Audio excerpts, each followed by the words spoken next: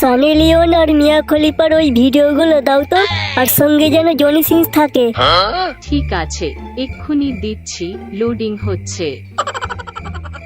ও, অনেক দিন বাদ রিচার্জ করেছি, আজ একটু মজা করে দেখবো।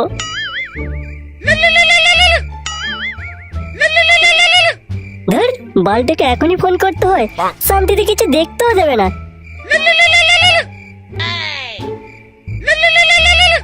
ওই জন্যই বলে সিঙ্গেল থাকা ভালো, কেন যে লোকে প্রেম করে বুঝি না বল।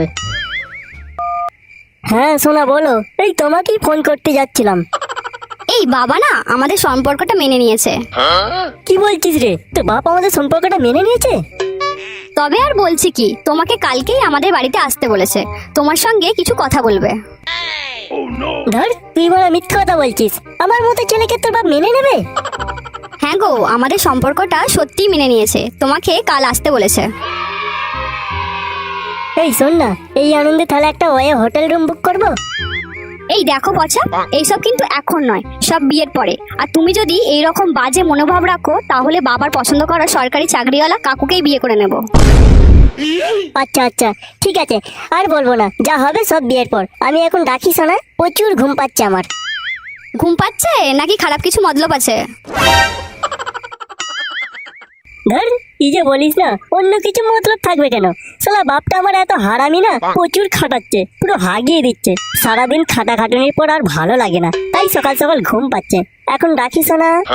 ঠিক আছে, তুমি কাল কিন্তু সকাল সকাল চলে আসবে। হ্যাঁ গো, আমি সকাল সকাল কালকে পৌঁছে যাব। ওহ, মজা গেল, এবার একটু শান্তিতে দেখতে পাবো। Naughty America.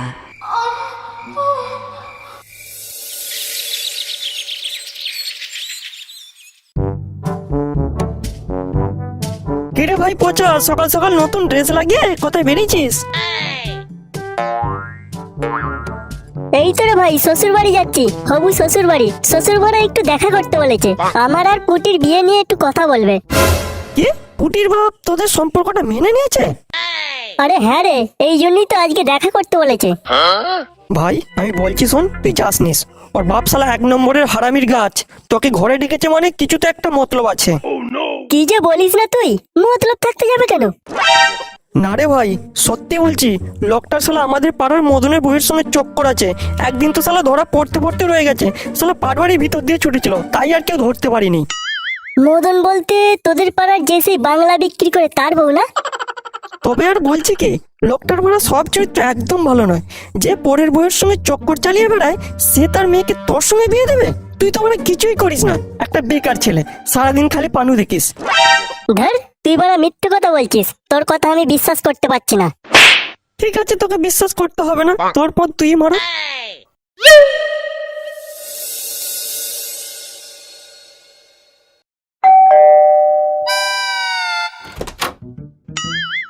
ও বাবা জীবন, তুমি ভিতরে আসো, ভিতরে আসো। ভালো আছেন কাকু? হ্যাঁ বাবা, আমি ভালো আছি। তা তোমাদের বাড়ির সব ভালো আছে তো? হ্যাঁ কাকু, সব ভালো আছে। তা কাকু, পুটিকে দেখতে পাচ্ছি না, কোথায় গেছে? ও পুটি উপরের ঘরে আছে। তা বাবা, তোমাকে একটা কথা জিজ্ঞাসা করবো, মানে তুমি কিছু মনে করবে না তো? আরে বলুন না, মনে করার কি আছে, ও আমি কিছু মনে করব না। তা বাবা, তুমি তুফান বিড়ি মানে ওই বিড়ি টিড়ি খাও তো? না না কাকু, আমি ওইসব বিড়ি টিড়ি খাই না, ওইসব আমি একদমই খাই না, মোটেও খাই না। আরে লজ্জা পাওয়ার কিছু নেই, তোমার মতো বয়সে আমি অনেক খেয়েছি। এই প্যাকেটটা রাখো, এটা শুধু তোমার জন্য এনেছি। এই কি করছেন কাকু? এই আমার আমার পকেটে দিয়ে দিচ্ছেন কেন? আরে রাখো রাখো, আমি জানি তুমি বিড়ি খাও, আমাকে তুমি নিজের বন্ধুর মতো ভাবতে পারো। তা বাবা, তুমি ড্রিঙ্ক করো তো, মানে ওই মদ টদ খাও তো নাকি? না না কাকু, আমি ওইসব ছাইপাস আমি মোটেও খাই না, ওইসব খাই নাকি? সে কি কথা, আমি তোমার জন্য বাজার থেকে একটা দামি বিদেশি মদ নিয়ে এলাম, এখন খাই না বললে চলবে? নাও এটা রাখো, ও তুমি বাড়িতে গিয়ে খেয়ে নেবে এখনো। তাহলে বাড়িতে নিয়ে যাও বলছেন? হ্যাঁ নিয়ে যাও, ওটা আমি শুধু তোমার জন্য এনেছি। কাকু, একটু পুটিকে ডেকে দিন না। হ্যাঁ ডাকছি। তা বাবা, তুমি এটাও রাখো, যতই হোক পুটি আমার মেয়ে, বাবা হিসেবে আমার একটা কর্তব্য আছে। Man force double XL condom. কাকু, আমার মনোভাব এরকম নয় কাকু। আমি শুধু পুটিকেই ভালোবাসি, আমার এইসব লাগবে না কাকু। আরে লাগবে লাগবে, রাখো তোমার কাছে। তোমার মতো বয়সে যখন তোমার কাকিমার সঙ্গে আমি প্রেম করতাম তখন খুব কাজে লেগেছিল আমার, অসুবিধা কিছু নেই। ছেলেটাকে মনে হয় আজকে আর আস্ত রাখবে না। তুই জেনে শুনে ওই ঢ্যামলা লোকটার ফাঁদে পা দিলি। ও শালা 1 নম্বরের হারামির গাছ। তোর যদি না গেঞ্জি পেঞ্জি ছেড়ে তোকে না ঘর পাঠায় তো আমার নামে কুত্তা পুষবি। তুমি এসে গেছো দেখছি। তোমরা দুজনে কথা বলো, আমি চা করে নিয়ে আসছে। তার আর কোনো দরকার নেই, তুই এইখানে দাঁড়া। মানে কেন, তোমরা চা খাবে না? চা খাওয়াবো এই বিড়ি খোরটাকে? বাবা তুমি কি বলছো? আমি কিছুই বুঝতে পারছি না। বলেছিলাম না তোকে এই ছেলে মোটেও সুবিধের নয়।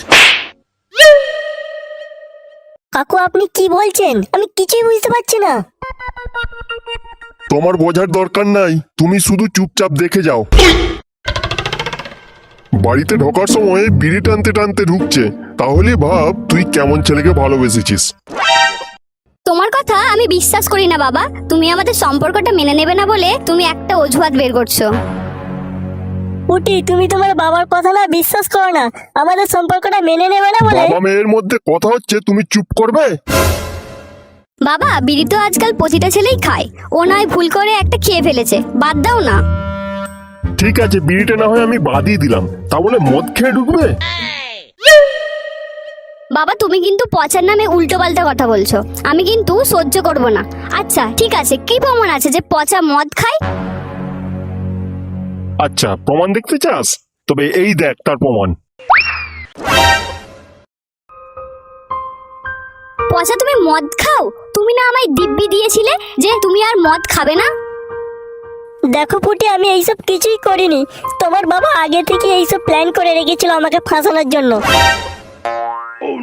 বাবা মেয়ের মধ্যে কথা হচ্ছে, তুমি একটু চুপ করবে?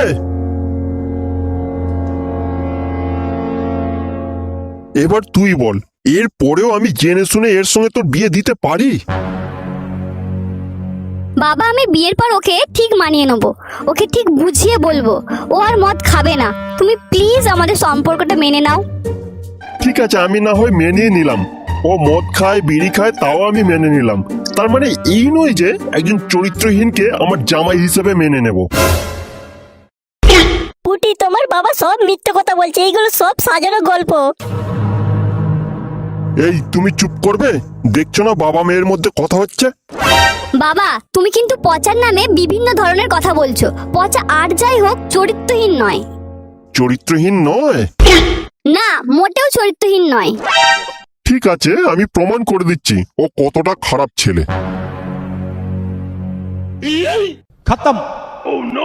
এই দেখ, এর পরেও বলবি চরিত্রহীন নয়? ওর সঙ্গে সম্পর্ক রাখতে চাইবি আর বিয়ে করতে চাইবি ওকে? পুটি তুমি তোমার বাবার কথা বিশ্বাস করো না, এগুলো সবই তোমার বাবার প্ল্যান। থাক, আমি একটা চরিত্রহীন ছেলের মুখ থেকে আর কিছুই শুনতে চাই না। বাবা ঠিকই বলেছিল, গরিবের ছেলের সঙ্গে বড়লোকের মেয়ের কখনোই প্রেম ভালোবাসা হয় না। আমি বাবার দেখা ছেলেকেই বিয়ে করব। আজ থেকে তুমি আমার চোখে মৃত। I hate you, I hate you, I hate you পচা। এই কে আছিস, মালটাকে একটু ঘরের রাস্তা দেখিয়ে দে তো। ঠিক আছে কর্তা মশাই, আমরা এক্ষুনি ওকে জমের দুয়ারে পাঠিয়ে দিচ্ছি।